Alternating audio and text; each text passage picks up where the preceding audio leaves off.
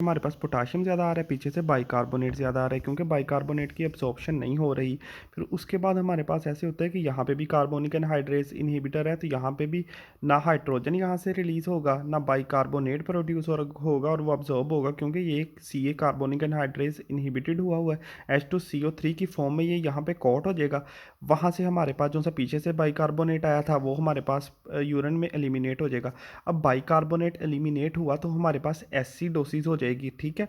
और उसके बाद हमारे पास हाइपोक्लीमिया हो जाएगा, क्योंकि जैसे ही हम वो सोडियम अंदर जा रहा है तो हमारे पास ये भी बाहर आ रहा है, तो हमारे पास मेटाबॉलिक एसिडोसिस भी होगी बाइकार्बोनेट की वजह से, और हमारे पास हाइपोक्लीमिया भी होगा, क्योंकि वो जो सा है जो सा हमारे पास पोटाशियम है वो भी बाहर आ रहा है। और उसके साथ साथ सारा पोटाशियम तो हमारा सोडियम तो नहीं ना अब्जॉर्ब होगा, थोड़ा बहुत सोडियम भी अंदर आएगा, थोड़ा बहुत सोडियम भी हमारे पास यूरिन के थ्रू बॉडी से बाहर जाएगा, तो हमारे पास नाइट्रिक भी होगी और डाइयूरेसिस भी होगी। अब इसके बाद मैं आपको स्लाइडों में लेके चल, ये देखें स्लाइडों पे लिखा हुआ है सबसे पहले most diuretic transport inhibit sodium mechanism, ठीक है।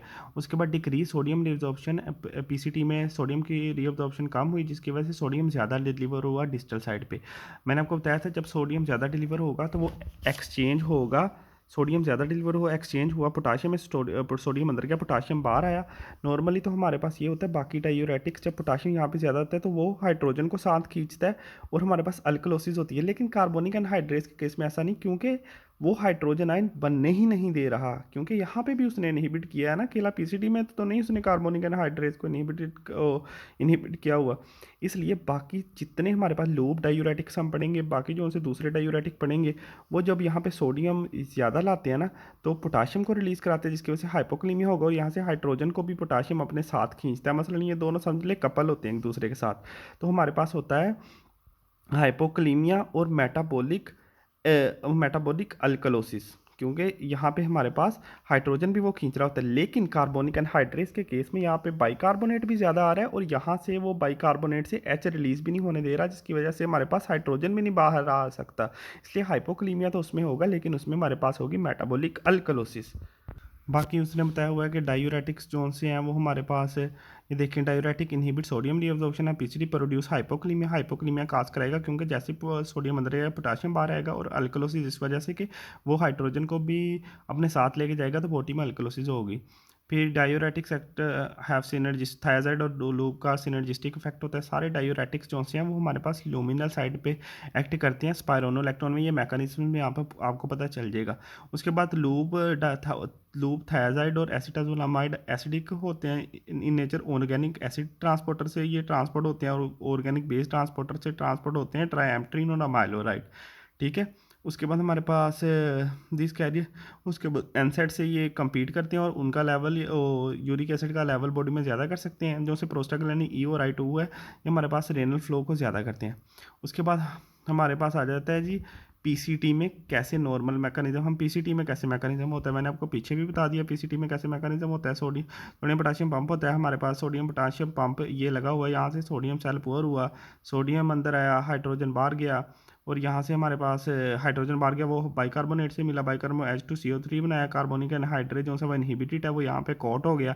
इस वजह से हमारे पास जब ये कोट हो गया तो हमारे पास हाइड्रोजन की रिसाइकलिंग नहीं हुई, जिसकी वजह से हमारे पास ज़्यादा बाइकार्बोनेट बॉडी से एलिमिनेट होना शुरू हो गया, ठीक है, यहाँ पे लिखा हुआ है। उसके बाद हमारे पास जी कार्बोनिक एनहाइड्रेस का मैकेनिज्म है वो भी मैंने आपको करा दिया है। अब जो सा mechanism of action of osmotic diuretics, osmotic diuretics का मैकेनिज्म ऑफ एक्शन ये होता है कि हमारे पास ये हमारे पास यहाँ पे जब ये आता है ना पीसीटी में इसमें ये फ़िल्टर नहीं हो सकता या रीअब्जॉर्ब नहीं हो सकता, तो ये हमारे पास जैसे डिसेंडिंग लूप ऑफ हेनले में आता है जो कि हमारे पास परमिएबल होता है फ्रीली वाटर को, तो जब वो देखता है कि भाई यहाँ पे तो सलूट ज़्यादा है नेफ्रॉन के ल्यूमन के अंदर, तो वहाँ से वो जो सा होते हैं हमारे पास वो वाटर जो है वो अंदर आना शुरू हो जाता है नेफ्रॉन के, और इसी तरह ये वाटर को ड्रा करता है और इसका ऑस्मोटिक इफेक्ट होता है। फिर हमारे पास असेंडिंग लूप ऑफ हेनले में हम देख लेते हैं। असेंडिंग लूप ऑफ हेनले में अगर आप गौर कर दें, ये loop diuretic sodium chloride potassium pump को इनहिबिट करते हैं। जब ये इसको इनहिबिट करते हैं तो यहाँ पे सोडियम पोटाशियम पंप, जैसे मैंने आपको पीसीटी में बताया था, उस सेल पुअर है जिसकी वजह से पंप काम कर रहा है और सोडियम अंदर आ रहा है, ठीक है। जब हमारे पास ये इनहिबिटेड हो जाएगा हमारे पास सेल तो सोडियम पोर ही है, जब ये हमारे पास इनहिबिटेड हो जाएगा तो ल्यूमन में ज़्यादा सोडियम रिटेन रहेगा, क्लोराइड भी ज़्यादा रिटेन रहेगा, पोटाशियम भी ज़्यादा रिटेन रहेगा, ठीक है। जिसकी वजह से हमारे पास नाइट्रियूरेसिस डाइयूरेसिस होगी, ठीक है। उसके बाद हम देख लेते हैं कि जब पहले तो ऐसा होता है नॉर्मली हमारे पास, जैसे ही यहाँ से भी पोटाशियम अंदर आ रहा है, ठीक है, और यहाँ से पोटाशियम अंदर है, पोटाशियम सेल में बहुत ज़्यादा हो जाता है, इसलिए पोटाशियम लीक होना शुरू हो जाता है ल्यूमन में, जिसकी वजह से पॉजिटिव चार्ज डेवलप होता है और मैग्नीशियम क्लोराइड जो से होते हैं वो इंटरस्टिशियल फ्लूइड में एब्जॉर्ब होना शुरू हो जाते हैं। लेकिन जब हमारे पास ये पंप ही इनहिबिटेड है तो पोटाशियम ज़्यादा अंदर नहीं आएगा, इसकी वजह से पॉजिटिव पोटेंशियल नहीं जनरेट होगा, तो हमारे पास कैल्शियम भी लॉस होना शुरू हो जाएगा। सबसे पहले तो ये पंप इनहिबिट हुआ, सोडियम क्लोराइड और पोटाशियम लॉस होना शुरू हो गए, पॉजिटिव पोटेंशियल नहीं बना, जिसकी वजह से मैग्नीशियम और क्लोराइड भी ये जो से हैं वो हमारे पास एब्जॉर्ब नहीं हुए, ठीक है। उसके बाद ये आगे आपको पता है जब ये आगे सोडियम जाएगा तो ये पोटाशियम को सोडियम चैनल से एंटर होगा प्रिंसिपल सेल में, और वहाँ से पोटाशियम बाहर निकालेगा, जो मैंने आपको पहले सारा कंसेप्ट दे दिया। जब पोटाशियम ज़्यादा होगा वो नीचे वाले सेल से हाइड्रोजन बाहर निकालेगा, जिसकी वजह से हमारे पास पोटाशियम के निकले हाइपोक्लीमिया और नीचे हाइड्रोजन के निकलने की वजह से हमारे पास बॉडी में मेटाबॉलिक अल्कलोसिस होगी। उसके बाद हमारे पास देख लेते हैं हम डीसीटी में। डीसीटी जो सा हमारे पास होता है ये भी हमारे पास आप देखें इंटरस्टिशियल साइड सोडियम में पोटाशियम पंप है, और सोडियम पोटाशियम पंप की वजह से सोडियम जो सेल जो है वो सोडियम पुअर हो गया, सोडियम क्लोराइड जो है वो सोडियम को इधर मेंटेन कर रहा है, ठीक है। अब थायजाइड डायूरेटिक्स यहाँ पे एक्ट करते हैं सोडियम क्लोराइड पे। अब ये तो सेल पुअर है, ठीक है। जब ये सेल पुअर है तो यहाँ पे एक्ट किया, जिसकी वजह से सोडियम बाहर आया, क्लोराइड भी बाहर आ गया। सोडियम बाहर आ गया तो सोडियम ने वही सोडियम चैनल के थ्रू अंदर गया, आप वहाँ से उसने पोटाशियम निकाल लिया, पोटाशियम निकाला तो बॉडी में हाइपोक्लीमिया हो गया, और उसके बाद जैसे पोटाशियम नीचे इंटरकलेटेड सेल के पास ज़्यादा गया तो उसने हाइड्रोजन भी साथ निकाल लिया, जिसकी वजह से बॉडी में एल्कोलोसिस भी होगी। इसलिए कहते हैं जो से भी डायूरेटिक्स होते हैं जो हमारे पास सोडियम को यूरिन में ज़्यादा करते हैं, वो हमारे पास मेटाबॉलिक अल्कलोसिस और हाइपोक्लीमिया के साथ होते हैं। लेकिन इसमें सिर्फ एक एक्सेप्शन है, कार्बोनिक एनहाइड्रेस, क्योंकि वो कार्बोनिक एनहाइड्रेस को इंटरकलेटेड सेल में भी इनहिबिट करता है, इसलिए वो हाइड्रोजन को बाहर आने नहीं देता, और वहाँ पे हमारे पास हाइपोक्लीमिया तो होती है लेकिन मेटाबॉलिक अल्कलोसिस नहीं होती, एसिडोसिस होती है। यहाँ पे हम थायजाइड ने इसको किया, सोडियम क्लोराइड पंप को सोडियम ज़्यादा गया, डायूरेसिस ज़्यादा हुई, नाइट्रियूरेसिस ज़्यादा हुई, लेकिन इसकी वजह से एक ये फ़ायदा होता है कि यहाँ पे हमारे पास sodium chloride sodium calcium pump वो ज़्यादा काम करने लग जाता है, क्योंकि सेल तो पुअर ही है ना, तो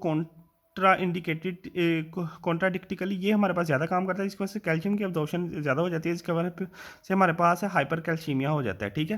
ये हमारे पास थायजाइड डायूरेटिक्स का मैकेनिज्म है जो मैंने आपको समझा दिया। फिर कोलेक्टिंग डक्ट्स पे जो हम शुरू से बात करते आ रहे हैं वो हम कर लेते हैं। सोडियम बाई पीछे से ट्राइएम्प्ट्रीन, और हमारे पास ट्राइएम्प्ट्रीन अमाइलोराइड और स्पाइरोनोलैक्टोन और एल्डोस्टीरोन, ये हमारे पास होते हैं potassium sparing diuretics. Normally mechanism ये होता है, ये सोडियम पोटाशियम पंप सेल को सोडियम पुअर करता है, जो सा हमारे पास सोडियम आता है वो यहाँ पे रीअब्जॉर्ब होता है और पोटाशियम निकल जाता है, इस जो सा पोटाशियम यहाँ इसके थ्रू बाहर निकल जाता है। जब पोटाशियम हमारे पास बाहर निकल जाता है और सोडियम अंदर आता रहता है, ये होता है हमारे पास नॉर्मल मैकेनिज्म। और जिसकी पोटाशियम जो सा वो ज़्यादा अंदर आता है, ठीक है, इतना सोडियम ज़्यादा अंदर आता है, पोटाशियम इतना बाहर नहीं जाता, इसलिए नेगेटिव पोटेंशियल आता है, जिसकी वजह से क्लोराइड नेगेटिव पोटेंशियल को रिपेल करता है और वो भी अंदर चला जाता है, ठीक है। ये यहाँ पे नॉर्मल मैकेनिज्म होता है। अब मैं आपको दिखाता हूँ कि हमारे पास जब ड्रग्स एक्ट करेंगी तो कैसे मैकेनिज्म होगा। ट्राइएम्प्ट्रीन अमाइलोराइड ने सोडियम चैनल्स को ब्लॉक कर दिया, सोडियम चैनल को ब्लॉक कर दिया तो सोडियम तो भाई अब अंदर नहीं आएगा। जब सोडियम यहाँ पे अंदर नहीं आएगा तो पोटाशियम बाहर नहीं जाएगा, जिसकी वजह से ये होते हैं पोटाशियम स्पेयरिंग डायूरेटिक। समझ लग रही है ना, सोडियम अंदर नहीं आया तो ये दोनों कपल हैं, तो हमारे पास पोटाशियम बाहर नहीं जाएगा, जिसकी वजह से ये होते हैं पोटाशियम स्पेयरिंग डायूरेटिक्स। और उसके बाद हमारे पास ये मैं यहाँ से भी आपको करवा देता हूँ कैसे मैकेनिज्म होता है। They inhibit to the epithelial sodium channels, जिसकी वजह से सोडियम बाहर अंदर नहीं आता और पोटाशियम बाहर नहीं जाता। फिर एल्डोस्टीरोन, और उसका देख लेते हैं एल्डोस्टीरोन एंटागोनिस्ट के, ये भी पोटाशियम स्पेयरिंग होते हैं। ये हमारे पास एक्ट करते हैं इन मिनरलोकोर्टिकॉइड रिसेप्टर पे, ठीक है। और ये हमारे पास जो से एल्डोस्टीरोन के रिसेप्टर होते हैं ना, वहाँ पे जाके बाइंड कर लेते हैं और एल्डोस्टीरोन के साथ compete करते हैं, जिसकी वजह से ना तो हमारे पास ये सोडियम पोटाशियम एटीपीएस पंप ज़्यादा बनता है, ना सोडियम चैनल या ये, जिसकी वजह से ये सारा प्रोसेस ही स्लो हो जाता है।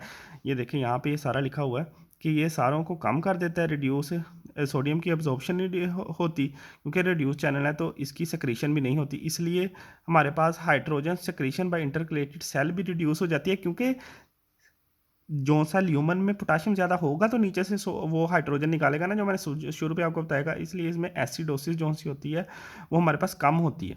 उसके बाद हमारे पास हम इनके यूजेस देख लेते हैं। जो से हमारे पास कार्बोनिक एनहाइड्रेज इनहिबिटर्स हैं, एस्टामोलाज है, बेंजोलामाइड, डोरसोलामाइड, इसके यूजेस हैं। ये हमारे पास जी, क्योंकि ये खुद जो सा मेटाबॉलिक एसिडोसिस करवा रहा होता है, तो ये हमारे पास मेटाबॉलिक अल्कलोसिस में यूज़ हो सकता है। उसके बाद माउंटेन सिकनेस में यूज़ हो सकता है। इंट्राक्रेनियल प्रेशर ज़्यादा हो तो ये उसकी प्रोडक्शन को कम करेगा, उसमें यूज़ हो सकता है। ग्लूकोमा में भी उसकी प्रोडक्शन को कम करेगा, उसमें यूज़ हो सकता है। एपिलेप्सी में ये इलेक्ट्रिकल डिस्चार्ज को चेंज करेगा, इसलिए उसमें भी यूज़ हो सकता है। फिर उसके बाद इसके एडवर्स इफेक्ट क्या है, रेनल स्टोन एलर्जी सब में लिखनी है जी, रेनल स्टोन एलर्जी, हाइपोक्लीमिया, और ये हमारे पास ना क्रोनिक लिवर डिजीज़ के पेशेंट में कॉन्ट्राइंडिकेटेड होता है। क्यों कॉन्ट्राइंडिकेटेड होता है? क्योंकि लिवर सिरोसिस के पेशेंट ये करता है यूरिन को अल्कलाइन। तो हमारे पास जो सा अमोनिया होता है, ये लिखा हुआ है, हमारे पास जो सा अमोनिया होता है NH3 NH4 से NH3 में कन्वर्ट होता है, जो कि हमारे पास रीअब्जॉर्ब हो सकता है। जो मैंने आपको पढ़ाया वो देख लिया।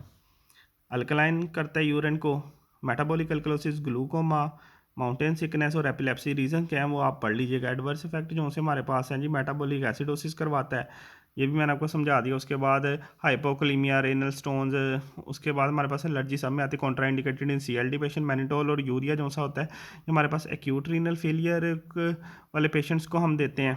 और ये हमारे पास ना जब कोई ब्रेन इंजरी, इंट्राक्रेनियल प्रेशर ज़्यादा हो या इंट्राओकुलर प्रेशर ज़्यादा हो, तो ये हम यूज़ करते हैं। इसमें हमारे पास इसके एडवर्स इफेक्ट क्या होंगे, जब हम इसको एडमिनिस्टर करते हैं ना, तो ये एक्स्ट्रा सेलुलर जो सा कंपार्टमेंट में एंटर हो जाता है, और ये हमारे पास ना उसकी ना एक्स्ट्रा सेलुलर फ्लूइड की एक्सपेंशन करवा देता है, जिसकी वजह से हमारे पास डाइल्यूशनल हाइपोनेट्रीमिया हो जाता है। पहले हाइपोनेट्रीमिया हो गया क्योंकि वाटर जो सा एक्स्ट्रा सेलुलर फ्लूइड में बहुत ज़्यादा हो गया, इसलिए नोजिया, वोमिटिंग, हेडेक और पोटाशियम लेवल में ज़्यादा हो जाता है, क्योंकि ये सेल के अंदर से पोटाशियम खींच लेता है। लेकिन बाद में जब ये आपको पता है, जब ये उधर आता है ल्यूमन में, तो ये वाटर का ज़्यादा लॉस करता है और सोडियम इसके मुकाबले कम लॉस होता है, तो फिर ये सोडियम बॉडी में ज़्यादा रह जाता है, तो हाइपरनेट्रीमिया होता है। इसलिए इलेक्ट्रिकल बैलेंस इसमें मेंटेन करना बहुत ज़रूरी है। लूप डायूरेटिक्स जो से होते हैं, इनका सीलिंग इफेक्ट होता है। जैसे डोज इंक्रीज करो तो इसका मैक्सिमम रिस्पॉन्स देर इज़, जैसे डोज इंक्रीज करो डायूरेसिस बहुत तेज़ से इंक्रीज होती है, इसको कहते हैं हमारे पास वो वाला इफेक्ट। फिर उसके बाद फ्यूरोसिमाइड जो सा होता है, ये हमारे पास यूज़ होता है कंजस्टिव हार्ट फेलियर के पेशेंट में, रेनल इम्पेयरमेंट के पेशेंट में, एडीमा के, acute pulmonary oedema, acute renal failure में, क्रोनिक रेनल फेलियर में, हाइपरकलीमिया में, सिरोसिस में जो सा था कॉन्ट्राइंडिकेटेड कौन सा था बताएं? सिरोसिस में कॉन्ट्राइंडिकेटेड था एस्टाजोलामाइड, और इसमें सिरोसिस में देते हैं फ्यूरोसिमाइड और लूप डायूरेटिक्स। और हाइपरकैल्सीमिया जो सा है उसमें यूज़ हो सकता है, क्योंकि जो सा कैल्शियम को भी एलिमिनेट करा था। एडवर्स इफेक्ट इसके वही हैं, हाइपोक्लीमिक मेटाबॉलिक अल्कलोसिस, हाइपोनेट्रीमिया, हाइपरमैग्नीसीमिया, डिहाइड्रेशन भी होगी, पोस्चरल हाइपोटेंशन भी होगी। उसके बाद हाइपर यूरिसीमिया भी इसमें होता है जी। इसमें हाइपर यूरिसीमिया क्योंकि ये जो से ये डायूरेटिक और यूरिक एसिड एक ही ट्रांसपोर्टर के थ्रू ट्रांसपोर्ट होता है ल्यूमेन में, तो ये इससे कम्पीट करता है और ये यूरिक एसिड के लेवल ज़्यादा कर देता है। ओटोटॉक्सिसिटी भी इससे होती है। ओटोटॉक्सिसिटी जो सी होती है माइनो। उसके बाद इसके साथ एलर्जिक रिएक्शन भी होते हैं। थायराइड डायूरेटिक जो सा है, ये भी हमारे पास एसेंशियल हाइपरटेंशन में यूज़ होता है, वो भी हमारे पास स्वेयर हाइपरटेंशन में यूज़ हो रहा था। ये हमारे पास जी माइल्ड हार्ट फेलियर में, ऊपर वाला भी माइल्ड हार्ट फेलियर में, लेकिन ये हमारे पास ओस्टियोपोरोसिस में भी यूज़ होता है, क्योंकि कैल्शियम की अब्जॉर्प्शन को ज़्यादा करता है। और ये हाइपो कैल्सियूरिया में भी होता है, क्योंकि जब पेशाब में कैल्शियम ज़्यादा हो रहा है, ये रीअब्सॉर्प्शन ज़्यादा कर रहा है, तो ये पेशाब कैल्शियम को पेशाब में भी कम करेगा। उसके बाद हमारे पास ये नेफ्रोजेनिक डायबिटीज़ इंसिपिडियस में भी यूज़ होता है। वो कैसे होता है जी? ये पैराडॉक्सिकल इफेक्ट होता है डायूरेटिक का। ये इस तरह होता है कि जैसे हमारे पास डिक्रीज अब्जॉर्प्शन होती है ना सोडियम की और वाटर की DCT में, तो हमारे पास डायूरेसिस होती है और हमारे पास सिग्नल जाता है कि जी जो सा हमारे पास है, जिसकी वजह से प्लाज्मा वॉल्यूम और GFR कम होता है। और कंपनसेटरी मैकेनिज्म की वजह से हमारे पास PCT में सोडियम और वाटर की रीअब्जॉर्प्शन ज़्यादा होना शुरू हो जाती है। समझ लग रही है ना? वहाँ से जैसे ही DCT से हमने ये डायूरेटिक दिए नेफ्रोजेनिक डायबिटीज़ वाले पेशेंट को, तो वहाँ से हमारे पास DCT ये थायराइड डायूरेटिक की वजह से पानी ज़्यादा निकला, लेकिन बॉडी को सिग्नल किया कि भाई प्लाज्मा वॉल्यूम कम हो रहा है, तो वो जो सा PCT में से उसने पानी ज़्यादा और सोडियम ज़्यादा खींचना शुरू कर लिया। इसलिए ये हमारे पास हम यूज़ कर लेते हैं नेफ्रोजेनिक डायबिटीज़ इंसिपिडियस में।